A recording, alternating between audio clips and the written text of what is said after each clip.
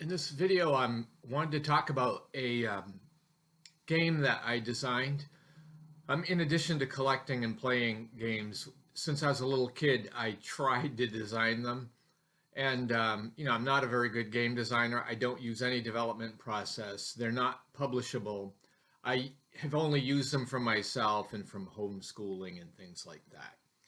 But when I was a little kid, I designed some of my earlier games. I had been reading like Streets and Smith's baseball yearbook and things like that, and they're advertising these baseball simulations.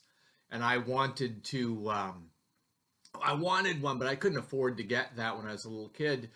And so I tried to make my own out of what I would read in the advertisement using baseball cards. And my first one, I had used a deck of cards to draw to get results of pitcher batter. It wasn't very good, but anyway, when I became a teenager or even in my preteens, I ended up getting some actual simulations. On this channel, I know I've done a few baseball games simulations, and one of them that I did a while ago was called Pennant Race. It's a game that was designed for people to be able to play through entire seasons quickly with a few die rolls. It was designed by Joe Balkowski. And what I did is I replayed the 1975 World Series using that for quick results. But that game wasn't exactly what I wanted, and so I had sought to try to design my own version of it. I did use some concepts from it, but I wanted my own game, and I have designed that game and used it somewhat. The idea that I liked is not playing out a specific baseball game and going through every batter pitcher like you would with Status Pro or Stratomatic or anything like that. I wanted to do it in the sense of going through a lot of games, kind of like what would happen when I would pull my baseball cards out and just look at the cards, see the players, look at their stats and whatever, and then move on to the next card, and to not go into a lot of detail. So my game doesn't have a lot of strategy in it. It's mostly like looking through baseball cards or watching a season unfold, but going through a process, a black box to, get results. So when you realize that there are, like, back in the 70s and 80s, in a baseball season, there were over 1,900 games played to make a full baseball season in Major League Baseball. That's a lot of games to simulate. So I wanted to be able to do it quickly, but with enough detail for me to be interested in watching what happens and getting like a story for the season. So the way I decided to do that was very different from Joe Balkowski's Pennant Race. And I primarily did this by using 11 to 67 charts that I designed to be used with two D6s, two different colored ones. So you use one D6 for tens, one for ones. And most of the results that I would generate were based on using tables that I created.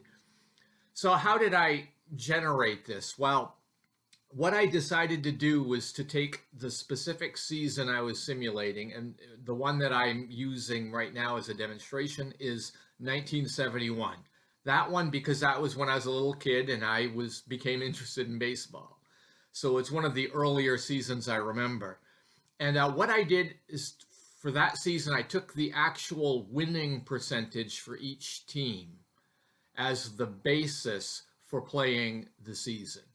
Now, the winning percentage is very easy to get because there's a website called baseballreference.com. It's a free website which tracks all of the historical statistics by season if you want to.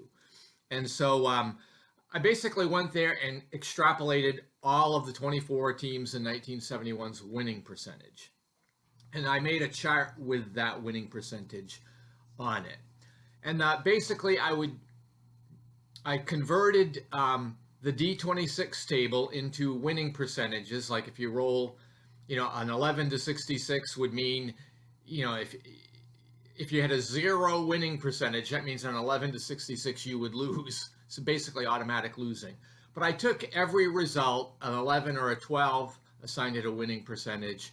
An 11 to 36 would be a 500 winning percentage. So as long as you roll under 36, a 36 or under, you win the game. If you roll over that, you lose. So how did I combine two teams together to play a game together? I decided to use weighted winning percentage for the home team. So I figured the weighted winning percentage by combining the two teams together, and then I resolved the die roll on my table using the weighted winning percentage to find out what my base result was based off the home team. So I was rolling for the home team. If the home team won, then obviously the visiting team lost. If the home team lost, the visiting team won. And so that was a way I could combine the two results. If you want to know how you get the weighted winning percentage, there is a calculation. You add the two teams' winning percentages together. Then I took the home team's winning percentage and divided it by the sum of the two winning percentages. And that gives me a relational winning percentage to use for that game for the home team. That's the hardest part of my game. There's not a lot of flavor in that. There's no score even. You just find out who wins or loses. So I wanted to come up with a way to bring flavor, the flavor that I would have if I sat down with a box of baseball cards. So what I did is I decided to allow two players, one from each team, to be brought into each game to actually affect the outcome. Much like what was done in Pennant Race, except I do this in a completely different way. I randomly select the player that's going to be affected, and I did that by creating 11 to 66 charts that will end up producing a starting lineup player, a starting pitcher, a relief pitcher, a bench player, or the manager. And those are weighted. I wanted the lineups to have more effect, starting pitchers to have more effect, relief pitchers, and then last bench players.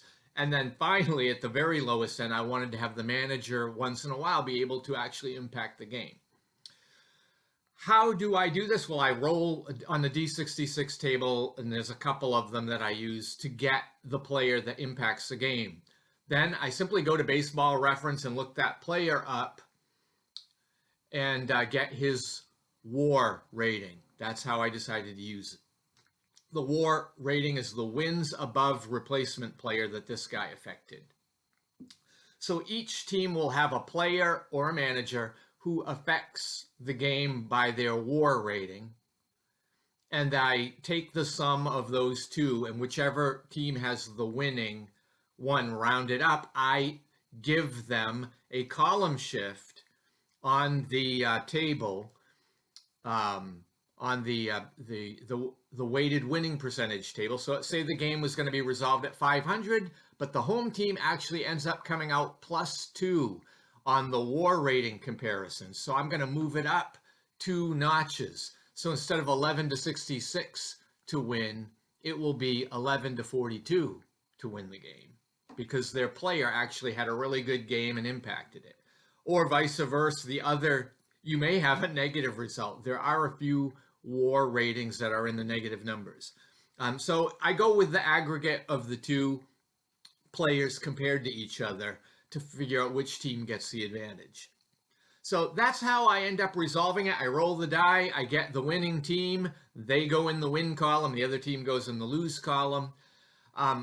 Purely for flavor, I decided to create an 11 to 66 table that generates a random score.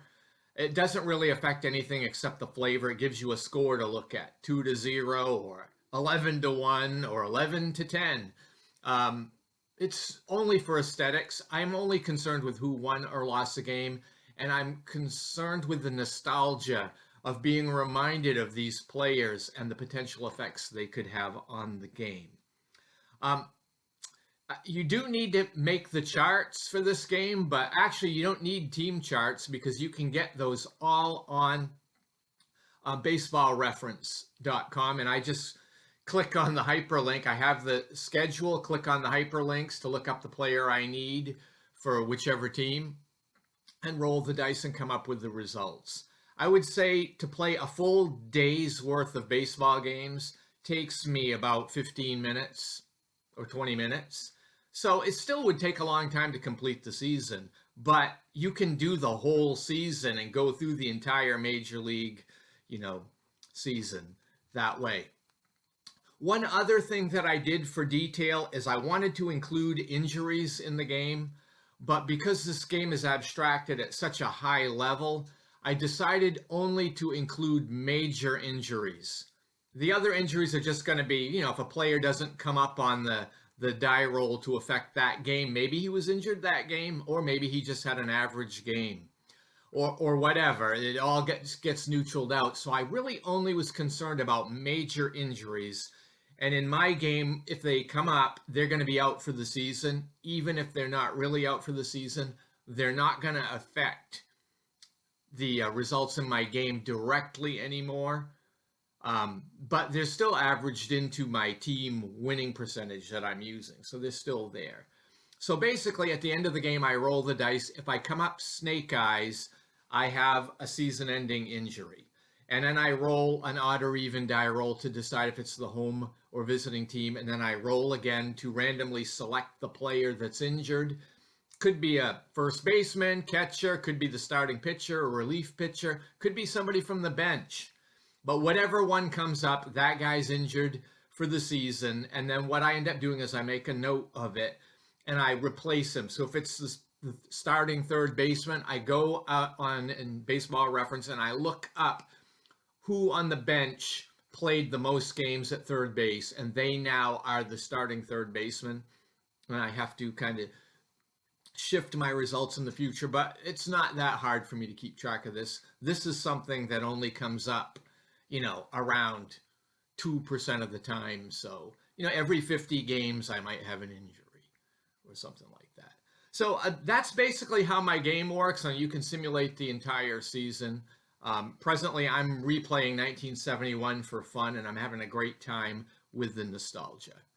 Anyway, thanks for watching, and if I have any interest in this, I might show how I resolve a game in another video. Have a great day.